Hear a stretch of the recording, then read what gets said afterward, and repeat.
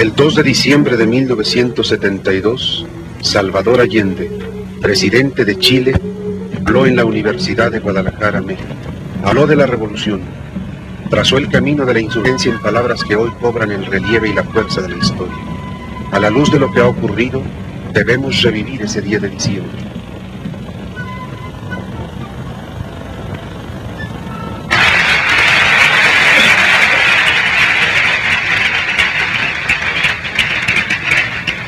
¡Viva México! ¡Viva Chile!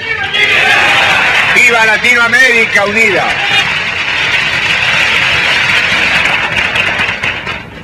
Comunidad universitaria, qué difícil es para mí poder expresar lo que he vivido y sentido en estas breves y largas horas de convivencia con el pueblo mexicano, con su gobierno. Cómo poder traducir lo que nosotros, integrantes de la delegación de nuestra patria, hemos recibido en generosa entrega y como aporte solidario a nuestro pueblo en la dura lucha en que está empeñado. ¿Qué puede significar más estar junto a la juventud y sentir como ella late y presurosamente con una clara conciencia revolucionaria y antiimperialista? Porque fui dirigente estudiantil y porque fui expulsado de la universidad, puedo hablarle a los universitarios. Ustedes saben que no hay querella de generaciones. Hay jóvenes viejos y viejos jóvenes, y en estos me ubico yo. Esos jóvenes viejos no se preguntan cuántas viviendas faltan en nuestros países, y a veces ni en su propio país. Hay muchos médicos que no comprenden que la salud se compra, y que hay miles y miles y miles de hombres y mujeres en América Latina que no pueden comprar la salud, que no pueden ir a sus consultorios, y son pocos los que luchan porque se estructuren los organismos estatales para llevar la salud ampliamente al pueblo. De igual manera que hay maestros que no se inquietan que haya también cientos y miles de niños y de jóvenes que no pueden ingresar a las escuelas. En América Latina, continente de más de 220 millones de habitantes, hay 100 millones de analfabetos y semianalfabetos. En este continente hay más de 30 millones de cesantes absolutos y la cifra se eleva por sobre 60 millones, tomando en consideración aquellos que tienen trabajos ocasionales. El 53% de la población se alimenta en condiciones por debajo de lo normal. En América Latina faltan más de 28 millones de viviendas. En estas circunstancias cabe preguntarse, ¿cuál es el destino de la juventud? Porque este continente es un continente joven. El 51% de la población de América Latina está por debajo de los 27 años. Si hoy tenemos las cifras que aquí he recordado, ¿qué va a ocurrir si las cosas no cambian cuando seamos 360 o 600 millones de habitantes? Pero si ningún gobierno de este continente democrático, y lo hay pocos, pseudo-democráticos, hay más. Dictatoriales también los hay. Ningún gobierno ha sido capaz de superar los grandes déficits, de hacer posible que estos déficits no sigan pesando sobre nuestra existencia. ¿Por qué sucede esto? Porque somos países monoproductores en la inmensa mayoría. Somos los países del cacao, del banano, del café, del estaño, del petróleo o del cobre. Somos países productores de materias primas e importadores de artículos manufacturados. Vendemos barato y compramos caro. Somos países en donde el gran capital financiero busca y encuentra, por la complacencia culpable muchas veces de gentes que no quieren entender su deber patriótico, la posibilidad de obtener grandes utilidades. En nuestras tierras somos países que no aprovechamos los excedentes de nuestra producción. En la última década, no puedo exactamente decir si del 50 al 60 o del 56 al 66, América Latina exportó mucho más capitales que los que ingresaron a ella. De esta manera se ha ido produciendo una realidad que es común en la inmensa mayoría de todos nuestros pueblos. Somos países ricos potencialmente y vivimos como pobres. Para poder seguir viviendo, pedimos prestado. Pero al mismo tiempo somos países exportadores de capitales. Paradoja típica del régimen y del sistema capitalista. Cuando la deuda de los países del tercer mundo alcanza a la fantástica cifra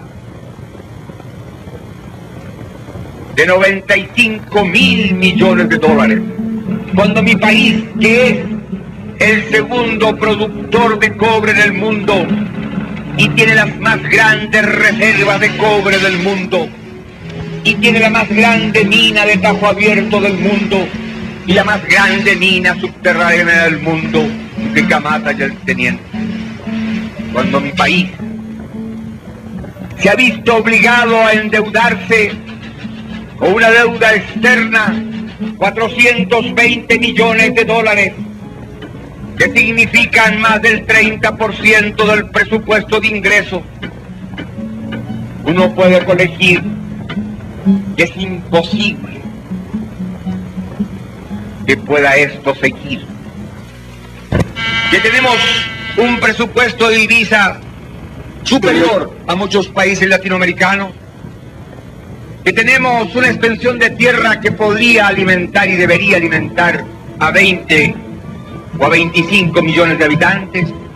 Desde que estamos en el gobierno popular, tenemos que importar más alimentos, porque tenemos conciencia que aún importando como lo hicieron los gobiernos anteriores, 200 millones de dólares al año, en Chile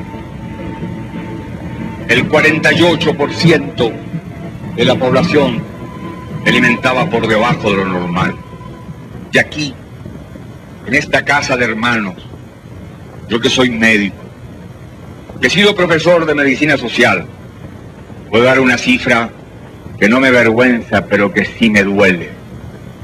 En mi patria, porque hay estadísticas y no las ocultamos, hay 600.000 niños que tienen un desarrollo mental por debajo de lo normal.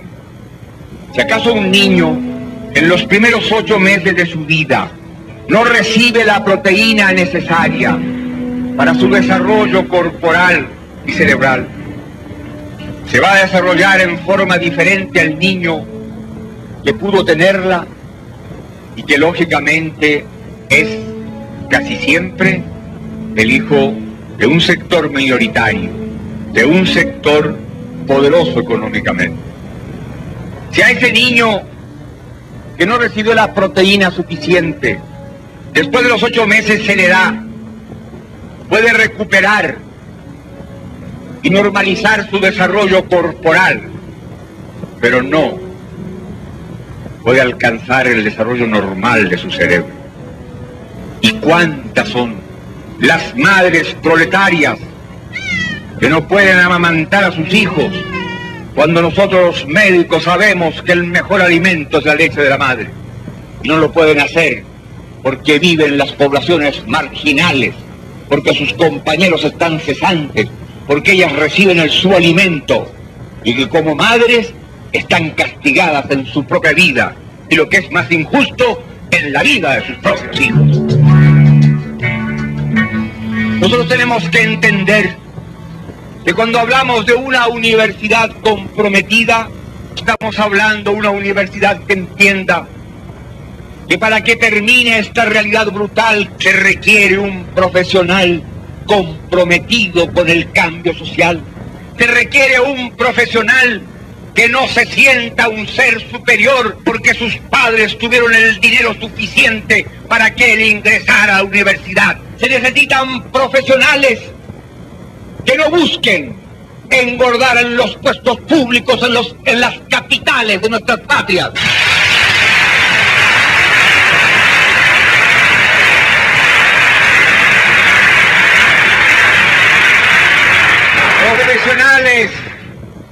Profesionales que vayan a la provincia, que se hundan en ella.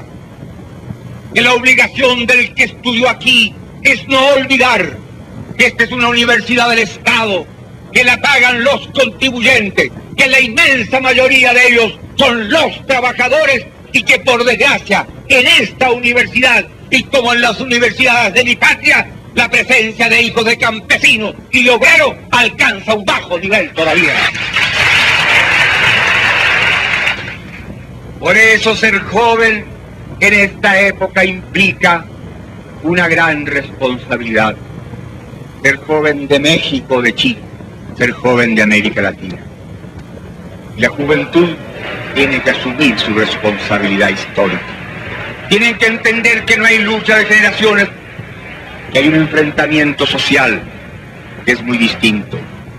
Y si es estudiante, darse cuenta que hay otros jóvenes que como él tienen los mismos años, pero que no son estudiantes. Y si es universitario, con mayor razón mirar al joven campesino o al joven obrero y tener un lenguaje de juventud, no un lenguaje solo de estudiante universitario, para universitario. Pero el que es estudiante tiene una obligación, tiene la obligación de ser un factor dinámico del proceso de cambio, pero sin perder los perfiles también de la realidad. La revolución no pasa por la universidad, y esto hay que entenderlo. La revolución pasa por las grandes masas. La revolución la hacen los pueblos.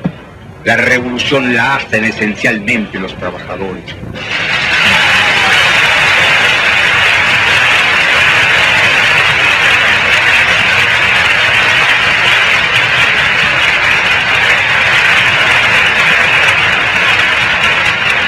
Allá luchamos por los cambios dentro de los marcos de la democracia burguesa, con dificultades mucho mayores, en un país donde los poderes del Estado son independientes.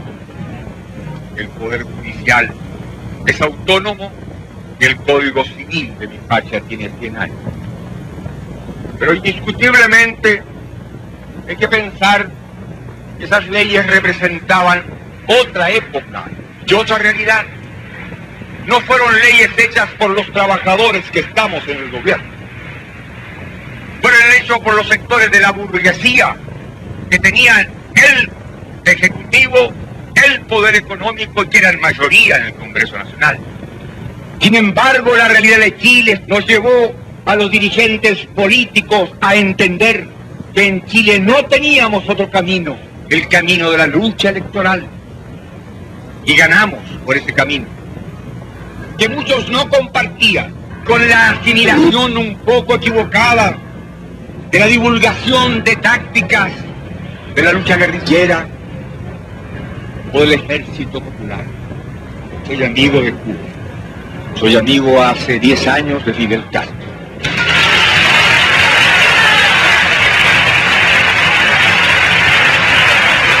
Fui amigo del comandante Ernesto Che Guevara. Me regaló el segundo tomo de su libro Guerra de Guerrilla. Y en la dedicatoria que me puso dice lo siguiente: a Salvador Allende, que por otros medios trata de obtener lo mismo. Si el comandante Guevara firmaba una dedicatoria de esta manera, es porque era un hombre de espíritu amplio que comprendía que cada pueblo tiene su propia realidad, que no hay receta para hacer revoluciones.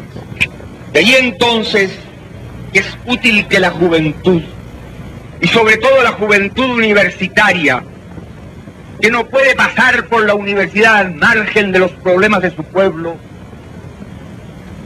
entienda que tiene que mirar lo que pasa dentro de su país y más allá de la frontera, y comprender que hay realidades que deben ser meditadas y analizadas.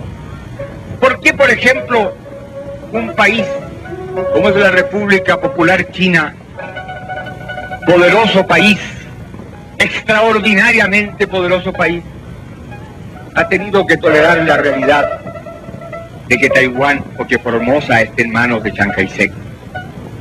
¿Es que acaso la República Popular China no tiene los elementos bélicos, por así decirlo, pues suficientemente poderosos para haber en 2 minutos recuperado Taiwán? ¿Por qué no lo ha hecho? Porque indiscutiblemente hay problemas superiores de la responsabilidad política, porque al proceder así colocaba a la República Popular China en el camino de una agresión que podía haber significado un daño para el proceso revolucionario, quizás una conflagración mundial. ¿Quién puede dudar de la voluntad, de la acción, de la decisión, de la conciencia revolucionaria de Fidel Castro? ¿Y por qué la bahía de Guantánamo no la ha tomado? Porque no puede, ni debe hacerlo, ni debe hacerlo, porque expondría a su revolución y a su patria.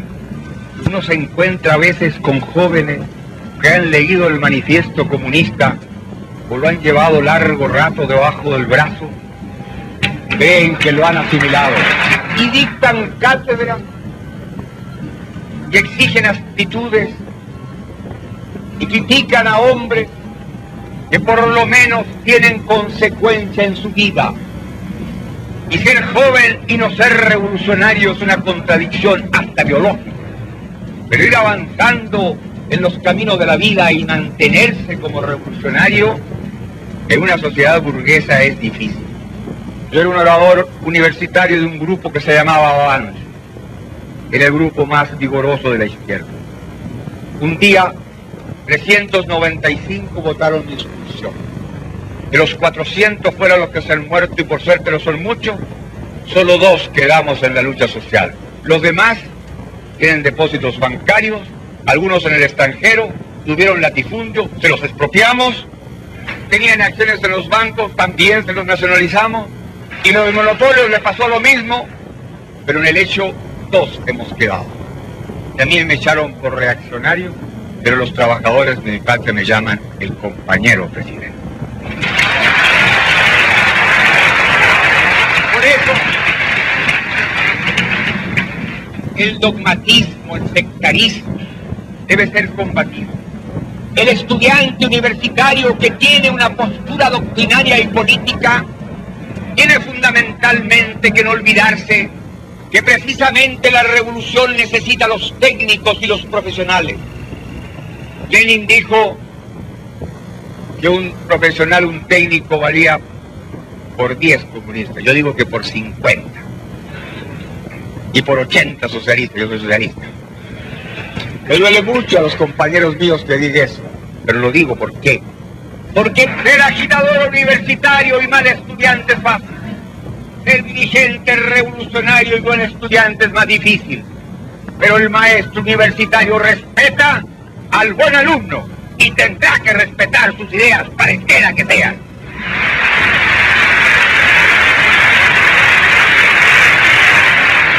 Por eso es que la juventud en el mundo contemporáneo y sobre todo la juventud de Latinoamérica tiene una obligación contraída con la historia, con su pueblo, con el pasado de su patria. La juventud tiene que entender, y nosotros en Chile le hemos dado un paso trascendente, la base política de mi gobierno está formada por marxistas, por laicos y cristianos. Y respetamos el pensamiento cristiano cuando ese pensamiento cristiano interpreta el verbo de Cristo que echó a los mercaderes del templo.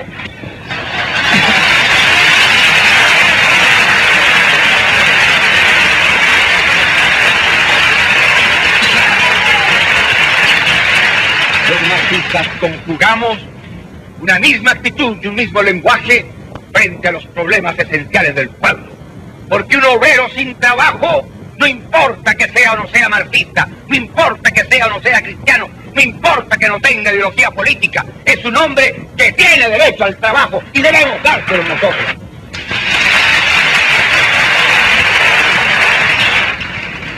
¿Cuántos son los miles de jóvenes que egresados de los politécnicos o las universidades no encuentran trabajo?